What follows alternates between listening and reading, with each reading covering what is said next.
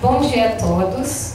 Eu vou ficar aqui em pé, espero que não atrapalhe assim, a relação geográfica, porque daí eu mesma posso olhar a projeção.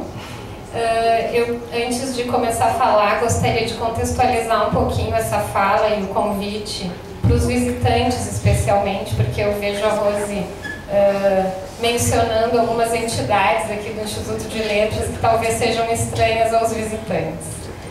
Em primeiro lugar, o PET, Programa de Educação Tutorial, é um grupo de 12 estudantes de graduação que mantém-se ao longo do curso com uma bolsa de estudos concedida pelo MEC, grupo do qual eu sou tutora, e que tem a responsabilidade de realizar atividades voltadas ao ensino de graduação, ou seja, atividades que sejam enriquecedoras para a formação dos estudantes de letras com relação à terminalidade, ou seja, com relação ao fato de que se tornarão professores ou se tornarão tradutores.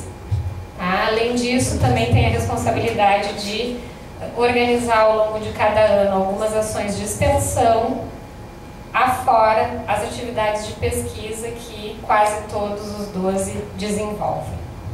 Então, em parceria com os alunos dessa disciplina de Linguística e Ensino, que produziram esse projeto como um projeto voltado à resolução de problemas da sua formação, organizaram esse evento. Eu sou muito grata aos estudantes por terem tido a autonomia, a vontade e o sucesso que tiveram em fazer tudo o que era necessário para que nós estivéssemos aqui. Agradeço o convite. Além disso, eu queria falar um pouquinho mais sobre o que eu interpreto seja a motivação deste convite para que eu falasse, pelos organizadores. Há 3 anos atrás, eu estive envolvida numa consultoria dada à Secretaria de Educação do Estado para a produção dos documentos de referenciais curriculares do Estado do Rio Grande do Sul. O projeto foi intitulado Lições do Rio Grande. E na ocasião trabalhei em parceria com 2 colegas de literatura, professoras Ana Filipowski e Diana Mark, que não estão hoje aqui presentes, e com os colegas aqui presentes Pedro Garcês e Margarete Schlatter, responsáveis pelo documento de línguas adicionais ligado ao ensino de espanhol e inglês na escola básica, na educação básica. E nós trabalhamos todo o tempo na produção daquele documento, a partir de duas políticas que motivam, de certa forma, o convite a mim e a essa fala, que são integração intensa e discussão intensa entre os especialistas de língua portuguesa, literaturas e línguas adicionais, ou seja, os professores das várias línguas que são ensinadas na escola, e de alocação de tempos escolares para o componente curricular de língua portuguesa e literatura conjunta, ou seja, uma escola imaginada sem períodos separados para português e literatura. Uma escola na qual o funcionamento desse componente não é um funcionamento disciplinar, ou seja, a literatura não está separada da língua portuguesa. Nós sabemos que essa é a realidade em diversos espaços de educação escolar, mas em alguns casos no ensino médio não é assim que funciona. O português tem um professor, a literatura tem outro professor. Então, nesses casos, a ideia é que esses professores conversem, o que talvez, como sempre é o caso num trabalho de equipe, seja a situação desejada, que haja alguém com uma formação sólida em língua e alguém com uma formação bastante sólida em literatura que interaja com o colega e produza planos de ensino.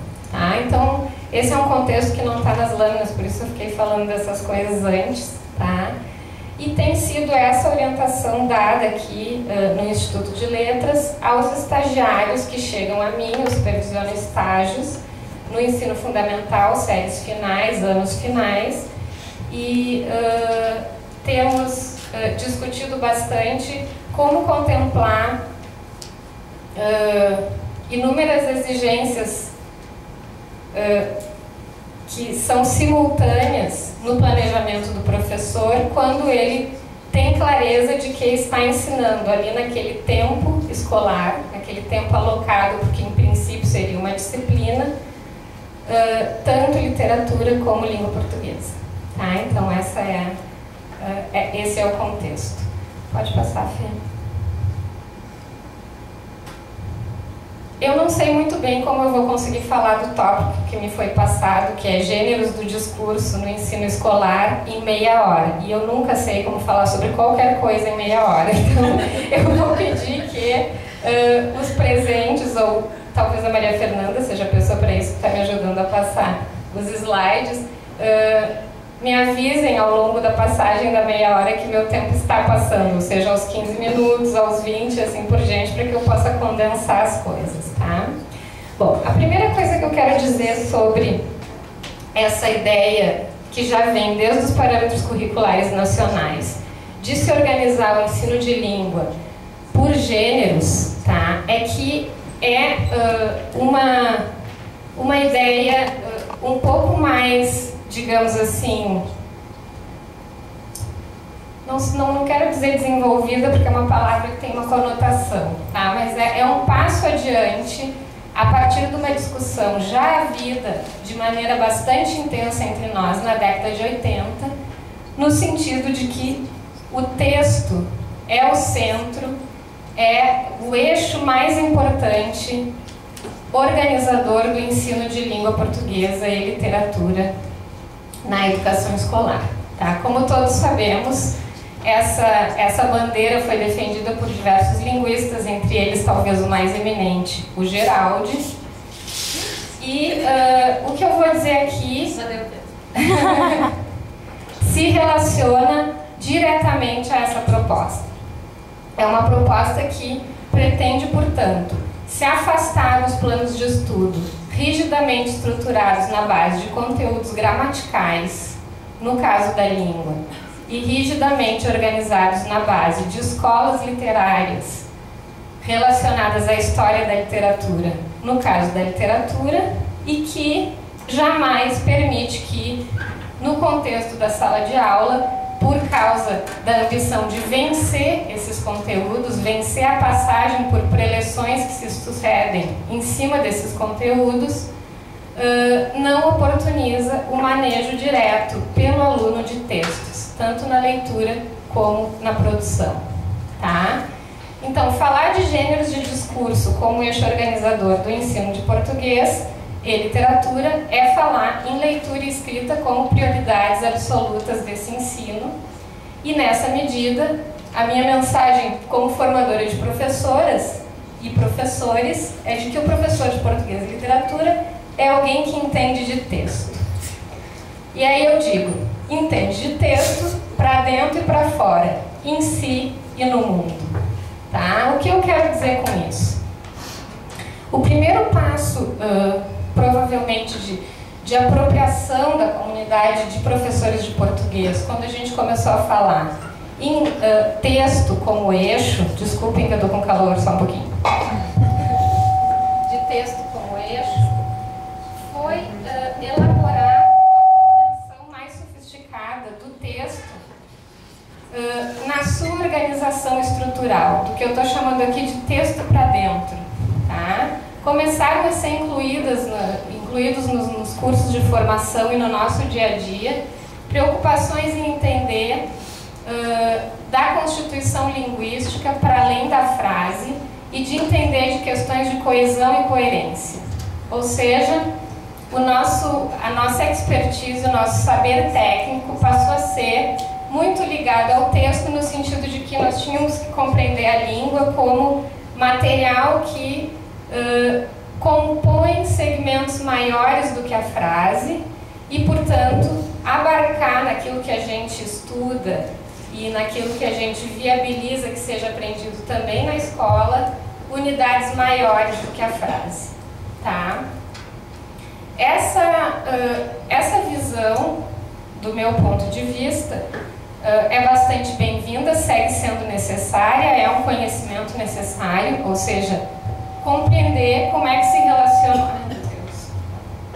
Ficou horrível, talvez outro melhor, não sei. Compreender como...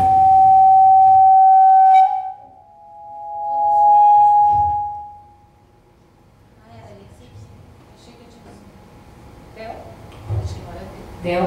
Deu. Não. Esse aí também tá desligado. Então, talvez desligue aí. Vocês me escutam? Sim? Sim. Tá. Então, continua sendo absolutamente necessário o que eu estou dizendo para nós. Se deparar com um texto e conseguir pensar sobre ele, o que há de produtivo na sua constituição interna, tá? Mas essa mudança de foco não nos tira de um foco formalista, porque nós continuamos olhando esse texto como um compósito de materiais linguísticos, um compósito de estruturas, um compósito de repertório de línguas, tá? Nesse sentido, é preciso também, vou tentar usar o microfone, senão vou me... É preciso entender também do texto para fora, do texto no mundo. E a primeira questão que eu quero propor para vocês aqui é que o estudo de gênero, tá? E aí vem por isso a pergunta, né? Nesse contexto, por que os gêneros do discurso? O estudo de gênero, a partir de um ponto de vista enunciativo, e de certas vertentes de compreensão desse objeto, justamente enfatiza que se estabeleçam relações muito fortes na compreensão que a gente tem para todos os efeitos de planejamento escolar do fenômeno do texto, entre a circulação desse texto, o que ele faz no mundo, o que ele mobiliza de interação entre pessoas e a maneira como ele se constitui, certo? Então, entender de gênero do discurso, ou compreender o texto como gênero do discurso, e por isso que eu digo que o gênero é importante para a educação escolar, na minha visão, porque nos oferece uma boa chave para entender bem de textos como professores de língua, é uma síntese dos aspectos externos, dos aspectos do texto como mobilizador de ações, o texto como algo que nós usamos para agir no mundo e a sua constituição interna, tá? Então isso eu queria enfatizar desde o início, vai reaparecer em toda a minha fala, porque eu acho que é útil e é um avanço na nossa visão de ensinar a língua portuguesa, pensar em organizar esse ensino por gêneros, porque abordar o nosso conhecimento, o nosso estudo dos textos a partir do ponto de vista dos gêneros e produzir planejamentos escolares também a partir do ponto de vista dos gêneros é tomar o texto não apenas na sua constituição interna, não apenas no sentido de como os materiais da língua permitem textualizar conteúdos, mas também do ponto de vista das suas funções, da maneira como esses textos circulam no mundo e colocar na pauta da nossa pedagogia essas questões de função e circulação, tá? Então, nessa medida o conceito vira uma boa chave para entender de textos e uma boa chave para produzir uma pedagogia de língua centrada nos textos, tá? Então, primeiro recado, por que gêneros?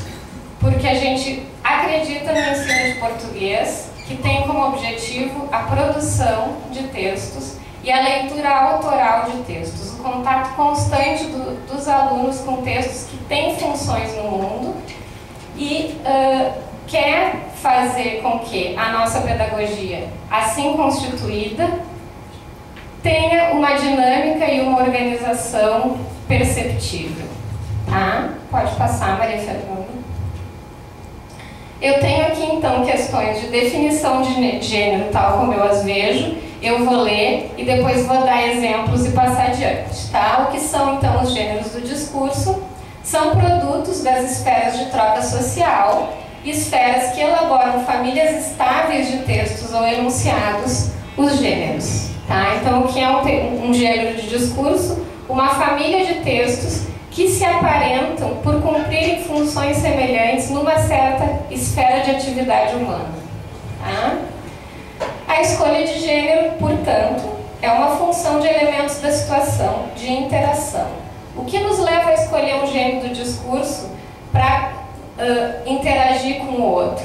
Nossos propósitos, nossas interpretações de quem sejam esses outros com que nós estamos interagindo e de quem somos, ou seja, quem são os interlocutores, as necessidades temáticas, as temáticas que circulam nessa esfera de atividade, nossas intenções como locutores, o tempo, o lugar, o suporte.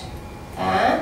Como consequência, por isso eu digo que esses são artefatos das condições de produção, os gêneros vão se caracterizar por ter um conteúdo temático, um estilo e uma construção composicional, ou seja, vão ser textos que de alguma maneira se assemelham na sua textualização, se assemelham na sua materialidade. Mas essa não é a chave principal para compreendê-los. A chave principal para compreendê-los são os itens que estão acima, são as funções, porque as formas se organizam em resposta a essas funções.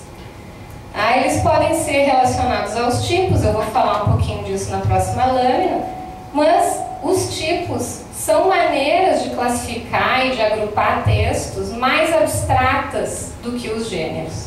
Pode passar, Fê. Tá, então, falando em língua de gente, eu estava aqui reproduzindo o discurso acadêmico, por isso não era muito língua de gente, tá? Falando em língua de gente, eu reproduzo aqui para vocês uma pergunta feita num artigo de que eu gosto muito, de uma estudiosa chamada Ana Raquel Machado, que diz que talvez a maneira mais fácil de entender o que seja gênero seja pensar no quanto nomes de gênero integram a vida cotidiana. Tá? Então eu proponho a vocês que tentem completar essa lacuna, tá? Porque tá muito ruim isso. Deixa eu ver se eu me afastando daqui da caixa não melhora. Vamos ver. Mas ela podia pegar outro. Acho que melhora. Né? Acho que sim. Deu?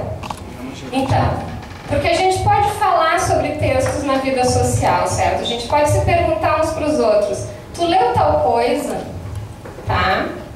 E nessas falas, chama a atenção da gente a Ana Raquel, não são nomes de tipos, o que tradicionalmente era ensinado na produção de texto da escola, que ocorrem. Tá? Então, é possível a gente chegar para alguém e dizer assim, tu leu esse conto?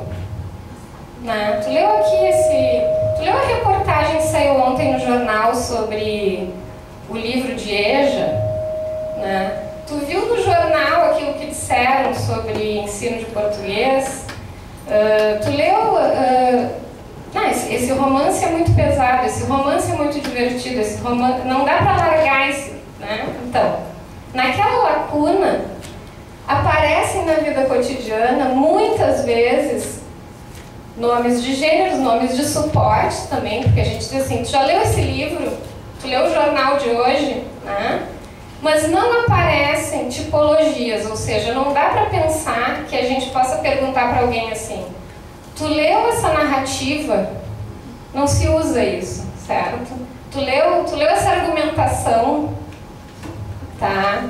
Então, os tipos textuais tradicionalmente eixos do trabalho efetivo com texto na escola recebida, que são descrição, narração, dissertação ou argumentação, como queiram, né, eles evidentemente nomeiam fenômenos que podem ser reportados, não são miragens, mas são nomeações num nível extremamente abstrato, que abarca procedimentos formais muito gerais, muito abstratos, a tal ponto abstratos que não circulam nas falas das pessoas na vida cotidiana. Em oposição a isso, Evidentemente, os suportes, que são coisas materiais bem concretas, circulam nas falas das pessoas na vida cotidiana, e também, para nossa surpresa, os nomes de gêneros, ou seja, os nomes de gêneros do discurso são noções intercambiadas pelas pessoas no senso comum que elas constroem juntas sobre o funcionamento da língua e da literatura.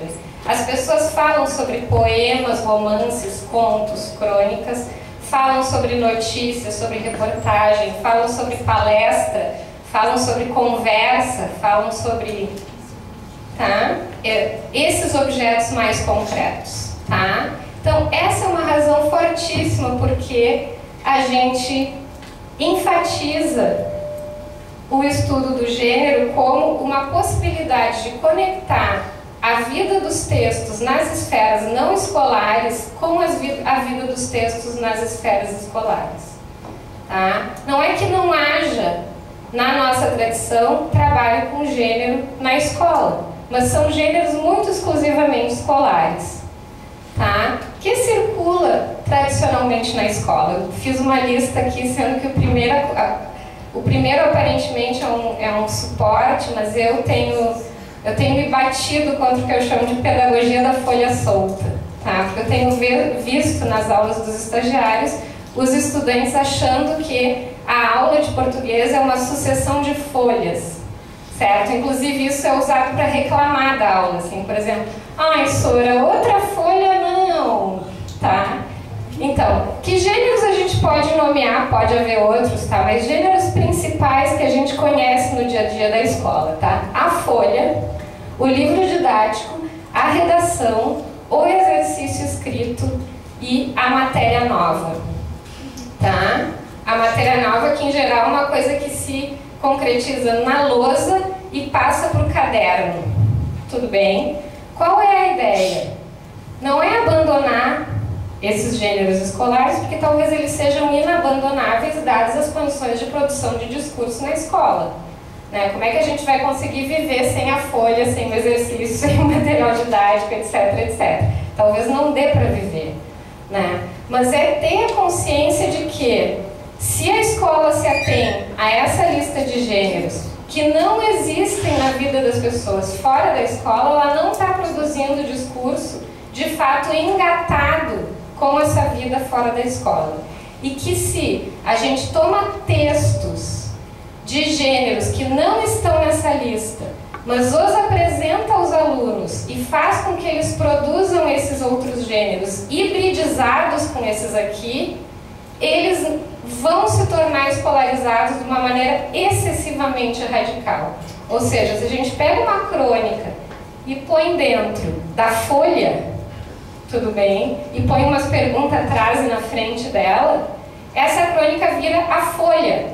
Ela não é mais a crônica que circula entre leitores realmente engajados numa prática social relacionada ao jornalismo e à literatura, etc, etc, etc. Se a gente faz todo um trabalho girando em torno de uma novela infanto-juvenil, né, e ao invés de dar um jeito de trazer o livro e desse livro ser manuseado e de os alunos verem como é que esse livro é comentado na internet, é comentado por pessoas, circula em livrarias e assim por diante, ou seja, pega fragmentos e copia ou no livro didático, ou na folha, tá? Ou no mimeógrafo, ou em pedaços de xerox, ele vira outro gênero, né? Se a gente publica os textos dos alunos sempre na folhinha de colégio, com a letra cursiva, né? Na sua canetinha lilás, se for uma menina, numa caneta de qualquer cor, se for um menino, né? Esse texto que a gente tinha a intenção fosse uma narrativa, um conto de mistério, ou uma carta argumentativa, uma carta de reclamação, etc., ele se transforma tão somente em redação. Porque essa constituição material, entende? A folhinha de caderno arrancada e as canetinhas e etc, são materialidades que comunicam a prática social, produzir discurso na escola. São muito confinados à escola, tá? Então, ao dizer vamos trabalhar com gêneros do discurso, eu quero dizer algo parecido como que na literatura é chamado de objeto mágico, quando se diz que numa narrativa literária ou numa peça literária, qualquer objeto que entre é um objeto mágico. O que são para mim objetos mágicos, Maria Fernanda? São suportes que trazem o gênero no seu funcionamento não escolar o mais integral possível, né? Do que a gente está falando? De ver na sala de aula e na escola e de constituir uma luta constante do professor prover isso para a escola, objetos como o livro, o computador, a performance, ou seja, o corpo da gente, dotado de voz e de gesto, a revista, o varal, o gibi, o filme, o rádio, o iPod, o tablet, a projeção em data show. Me entendem? Tudo bem? Então, para que realmente o trabalho com gêneros seja um trabalho que tangencia as práticas de linguagem não escolares, a gente precisa trabalhar com os textos no modo como circulam fora da escola o mais aproximadamente possível. Porque sem isso, a gente não proporciona nenhum tipo de engate dos alunos com essa circulação. A gente proporciona, novamente, uma abstração de certas formas que, ao passar para outras materialidades, acabam virando gêneros da escola e continuam não comunicando ao aluno qual é, de que modo, não é exatamente qual é, de que modo aquele texto, em toda a sua constituição, é índice de uma vida que acontece lá fora. Tá? Então, ler um livro e portar esse livro, e manusear esse livro, e, evidentemente, fazer tarefas em torno desse livro que deem sentido à leitura e à interação em torno do livro, é algo muito diferente de ler partes desse livro copiadas para discutir um conceito abstrato do tipo o personagem, ou discutir um conceito gramatical do tipo coesão pronominal. Né? Produzir poemas para fazer um varal de poemas que efetivamente vai ser visto, vai ser motivo de interlocução, é completamente diferente de ler um poema no livro didático, né? Não se inserir numa esfera de interação em torno do fazer poético, não ter dizer, ou seja, não ter declamação, não ter o corpo, não ter uma série de relações com materialidades humanas que constituem o gênero na maneira como ele constitui as práticas. Tá? Então, falar de gênero do discurso na escola, talvez o passo mais importante, junto com fazer um bom planejamento de tarefas, eu não pude aqui em meia hora falar de gêneros e como é que gêneros se transformam em projetos pedagógicos. O assunto não era projetos, era gêneros, tá? Então, eu estou falando só disso, tá? Então, ensinar gêneros, reportagem, notícia, poema, conto, né? Não é ensinar formas que possam se transportar para os gêneros da escola e para as práticas já conhecidas, internas à sala de aula já conhecida. Ensinar gêneros é olhar como, fora da escola, essas famílias de textos mobilizam uma certa prática humana, um certo conjunto de ações humanas, evidentemente de natureza linguística, de natureza interativa, e trazer o mais aproximadamente possível para o mundo da escola essa mesma prática. E isso implica uma luta constante por preservar as materialidades multimodais que garantem que esse texto circule daquele modo com todas as suas características e potencialidades interativas e comunicativas. Tá?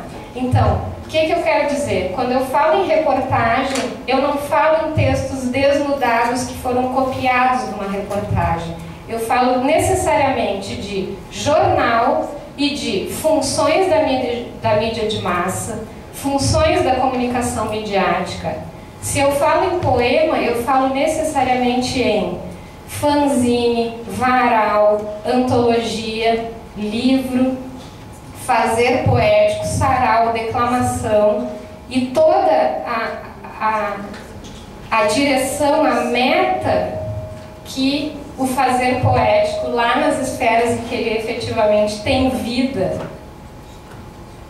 acontece, né? E essa integralidade do funcionamento desse texto, esse objeto mágico que dentro da escola, se a gente tocar, a gente vai ser de alguma forma transportado para um outro lugar, né, como um portal.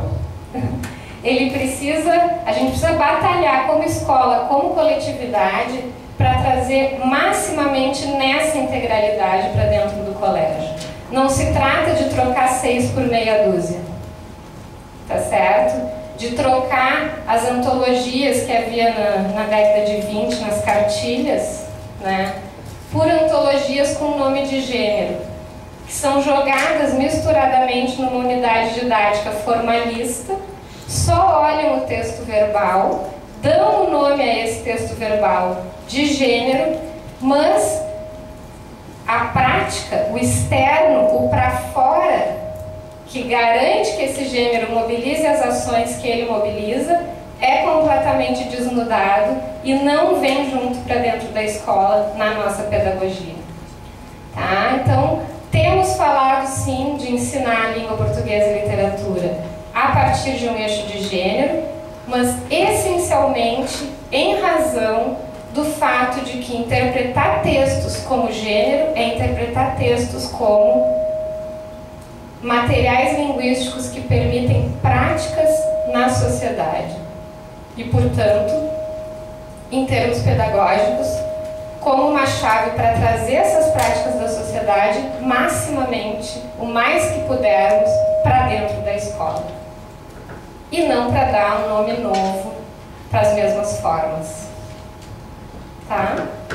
Eu vou parar por aqui, eu tinha mais umas 7 lâminas, obviamente, em que eu queria falar de como é que a gente faz tarefas pedagógicas para isso, mas eu acho que esse recado é o essencial. Muito obrigada.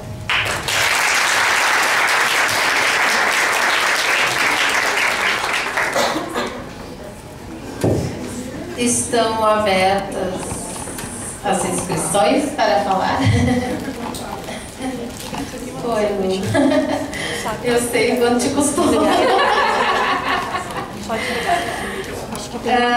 Alguém gostaria de fazer alguma pergunta para a professora Luciene? Pode se manifestar. Eu gostaria, enquanto o pessoal fica pensando. Eu vou dizer uma coisa, só um pouquinho. Tu vai me perguntar? Não, diz primeiro que a gente tem tempo. Olha só. Eu tô louca pra me aposentar e abrir uma ONG, tá? Que nome, já tem nome a ONG, tá? É todo um desenho, tá? Só não tem grana e nem aposentadoria. Ainda falta muito. Tá? Mas o nome da ONG é A Caixa Didática, tá? O que é isso? Ultimamente eu tenho sonhado, tá, com um funcionamento assim das escolas, tal que os professores se juntam, pensam em que projetos eles vão desenvolver. Os professores de língua, essencialmente, mas nisso entra todos os professores da escola, tá? Porque os gêneros, eles visitam todas as esferas da vida humana e, portanto, visitam a produção de conhecimento nas outras disciplinas da escola, tá? Mas terminado o corte, voltar para a ONG, tá? Então, os professores decidem que projetos farão, tá? E eles recebem uma caixa didática. O que essa caixa contém? Tá? Digamos que é para fazer meu projeto, eu vou trabalhar com... Vamos ver um gênero que já circulou em trabalhos que vocês possam ler. Vou trabalhar com canção e canção popular brasileira, samba.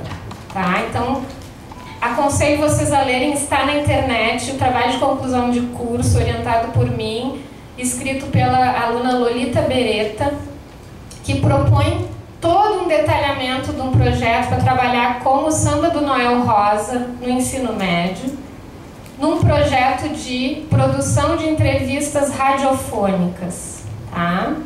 Em produção de textos, eles estariam estudando e realizando na escola entrevistas radiofônicas e, para tanto, teriam como pauta estudar samba de raiz, estudar Noel Rosa.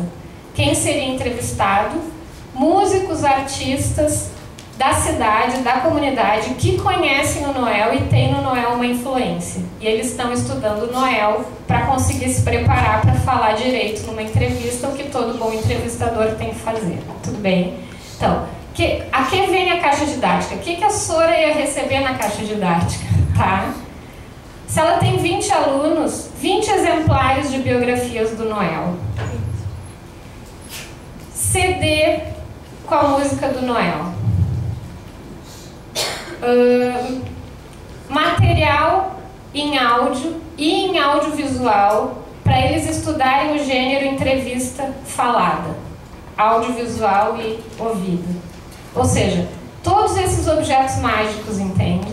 Em número suficiente para os alunos manusearem, se for o caso, lerem ali como se lê, como eu vou ler sobre o cara se eu estiver interessada e tal. E também aqueles que vão ser mais coletivos, por exemplo, o DVD que vai ser preciso para ver uma entrevista lá da TV Cultura em que a Maria Bethânia fala do Noel. Tá? Quer dizer, que a professora possa ter esse material reunido e depois reutilizar em projetos futuros. Tá?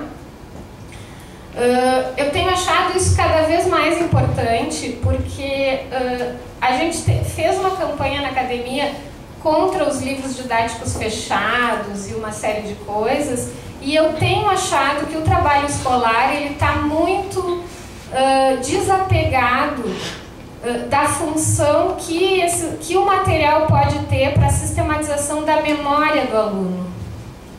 Né? Então, quando o pai vem reclamar que o caderno não está cheio, né? O que estão fazendo? Não tem nada no caderno? A gente logo acha que ele está reclamando que a gente não está ensinando regra, não está fazendo o aluno copiar. Né? Mas, por um lado, ele está reclamando do fato de que a produção discursiva em sala de aula não está se materializando em significantes que possam viajar de um contexto a outro e, acima de tudo, possam ser retomados e ir constituindo uma memória de aprendizagem. Tá? Então, eu não vou falar dos projetos, isso tem também a ver com o quanto é importante levar os projetos a cabo até o final, ou seja, ter produtos escritos pelos alunos que ficam registrados, porque eles são uma outra faceta dessas materialidades. Tá? Mas trazer um texto numa folhinha é um convite para ele ir parar no lixo no fim do período. Ou cair no chão e ser pisoteado, ou ser esquecido na aula seguinte, uma série de coisas assim. Tá, então por isso a vontade de me aposentar e fazer essa ONG e daí fazer, né, juntar aí um jeito de organizar essas caixas e evidentemente negociar projetos que mobilizem essas caixas, né, para elas ficarem paradas, fechadas, tudo, pegando pó no fundo do colégio, obviamente.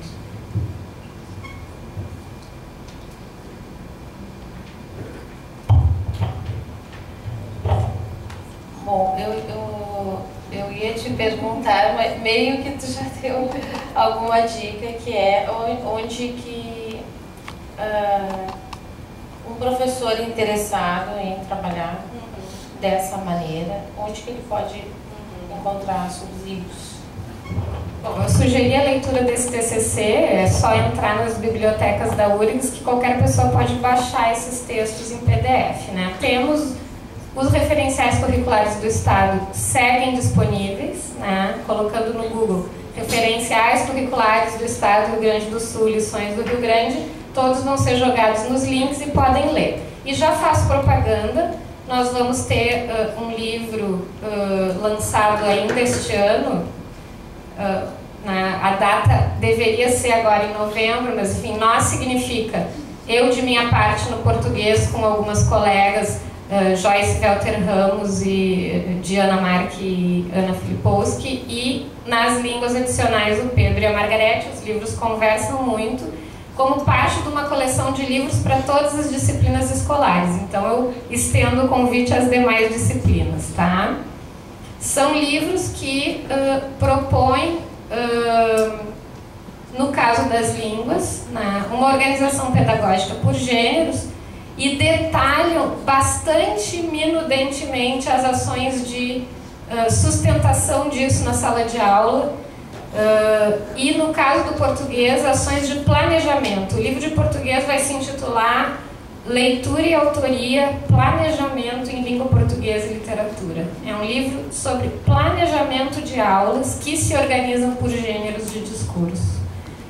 E isso vai desde a discussão interdisciplinar sobre problematização de temáticas, que é parte de toda a coleção, até coisinhas bem pequenas do tipo, como é que eu pego um texto no gênero escolhido para o projeto e analiso e tiro dali aulas de língua e gramática. Tá? Então é do todo para o detalhezinho, para o pedacinho. Esse livro vai sair pela Edelbra. A promessa é que sai ainda este ano, e eu acho que é uma fonte bem legal de reflexão sobre isso, é uma fonte legal de informação.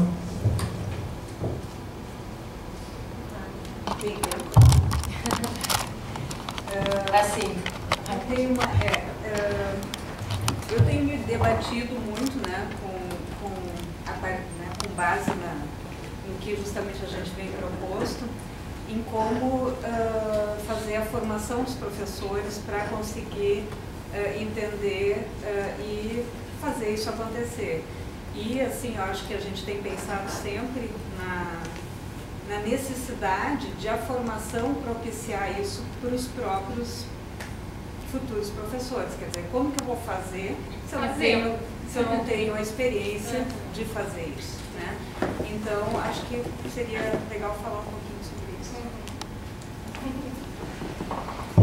Bom, é uma luta. Eu acho que esse fórum é, de certa forma, um exemplo do quanto a gente tem tentado trazer para o dia a dia essa questão, pelo menos da formação aqui, né? Então, a ideia de propor numa disciplina, em princípio, teórico-prática, a prática de produzir um projeto efetivo e que gerou esse fórum, né? Faz parte de uma série de ações que a gente vem tentando organizar nessa direção, tá? Uma coisa que eu acho que gostaria de anunciar, inclusive, é que, sob demanda, nós poderíamos ter mais cursos de extensão em cima da produção de projetos e de material didático. O que eu quero dizer com sob demanda? Por exemplo, quando a gente oferece uma atividade como essa aqui de hoje, né, ela não está conectada com o cotidiano de produção de ensino voltado à aprendizagem numa escola efetiva, né? No entanto, grupos de professores que queiram, por exemplo, desencaixotar os cadernos de professor do Lições do Rio Grande, que sigam encaixotados, né, estão convidados a fazer contato com a URGS e, por meio do nosso grupo, a gente pode organizar cursos de extensão sob demanda, tá? Porque eu sei que, embora aquele projeto tenha nos atraído, porque ele era conjugado a um material concreto a ser usado na formação de professores que estariam usando esse material em aula, foi o que nos atraiu para lidar com o governo do estado, que foi uma taxa bem alta de preço, né, vivencial em participar daquele processo. E ainda assim, esse material em muitas escolas está encaixotado e não foi usado. Tá? Então, estou aqui dizendo ao público, quem aqui estiver em escola e sob demanda, quiser fazer contato com a gente pode se organizar para oferecer, por meio dos vários alunos que estão mais em contato com a gente, da nossa própria disponibilidade, cursos para mobilizar esse material, fazer uso dele se não foi feito. Tá? Não sei o que mais, Marga, fala mais. Não fala mais. Não fala mais. Pensa socorro, tem que botar o pé na mesa. Eu sou muito mole. Mas queria agradecer então a Luciene pelos esclarecimentos, pela palestra. Muito obrigada.